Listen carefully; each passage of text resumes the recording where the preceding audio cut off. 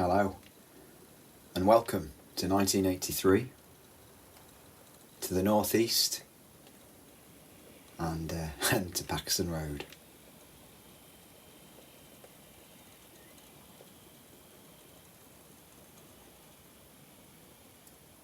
And I've been really grateful for this little layout this week, and its magical ability to just calm me down.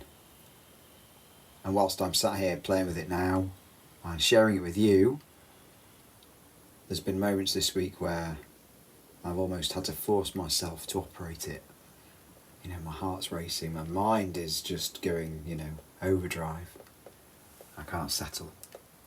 And I find that coming here, just shuffling a few wagons around is a wonderful tonic, something that really helps me relax.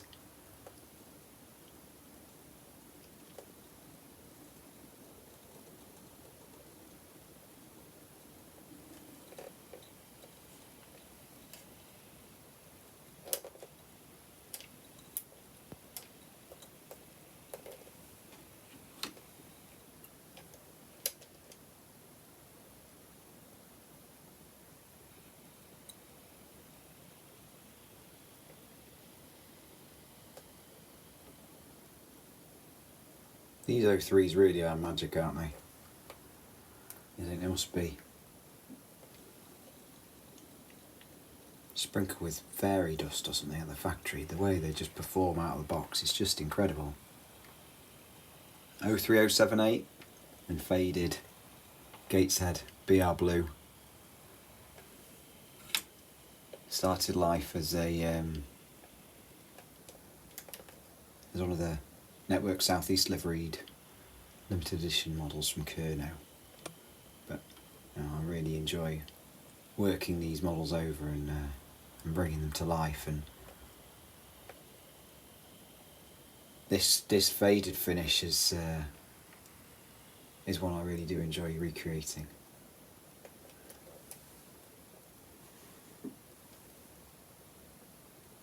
So we've just arrived from the Team Valley. We just picked up the VBA from the Green Market, and the OJA I think is heading towards Simonside for repairs. These little O3s were familiar sights to those who frequented the northeast, photographing it, enjoying it, perhaps even just living there and seeing these things shuffle around on a day-to-day basis. And I guess back in '83 you probably would have thought nothing's going to change, this is going to last forever, but here we are recreating it in miniature and it's all long gone. But I like the way a little bit of research, a little bit of thinking about the prototype helps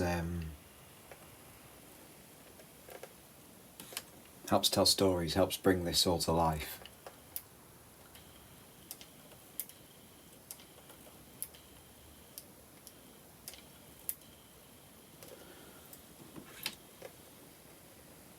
I've got myself in a bit of a pickle here.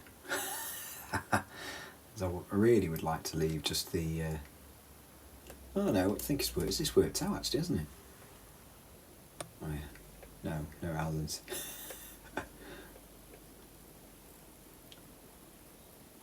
It's alright, we'll get there. It's just going to take a few moves. It's the joy of one of these small layouts. You think, there's nothing to it. What a boring layout to operate. But and then you realise it all depends on where you place your uncoupling magnets and the length of siding. So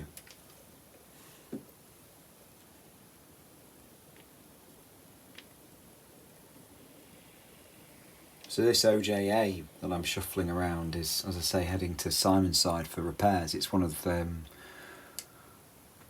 that going to couple up? No, sorry, hand of God.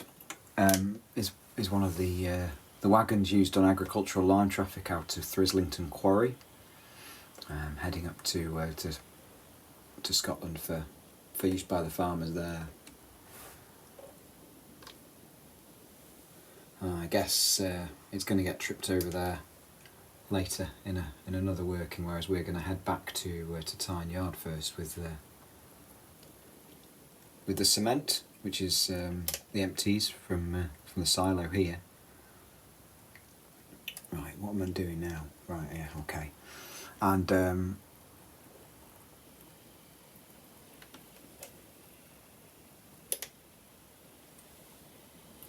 the grain wagon, which I guess has been repaired and will hopefully return to the circuit as well.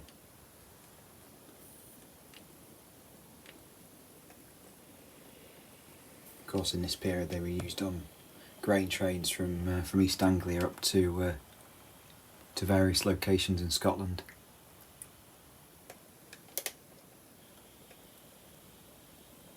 Right, so we've done it this time.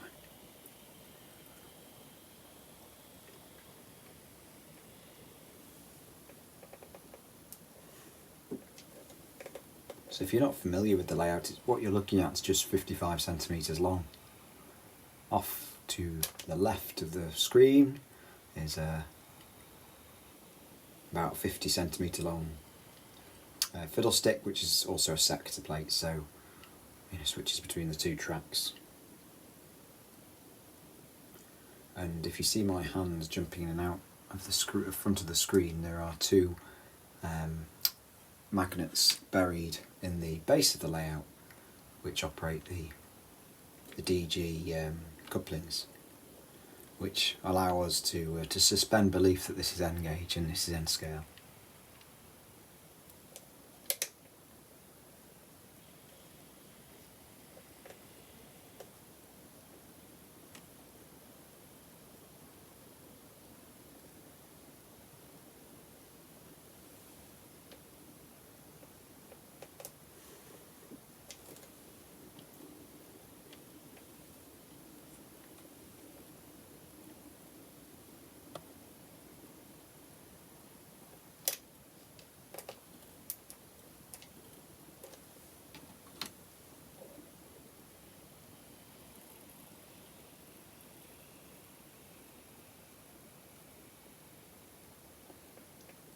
So there we go.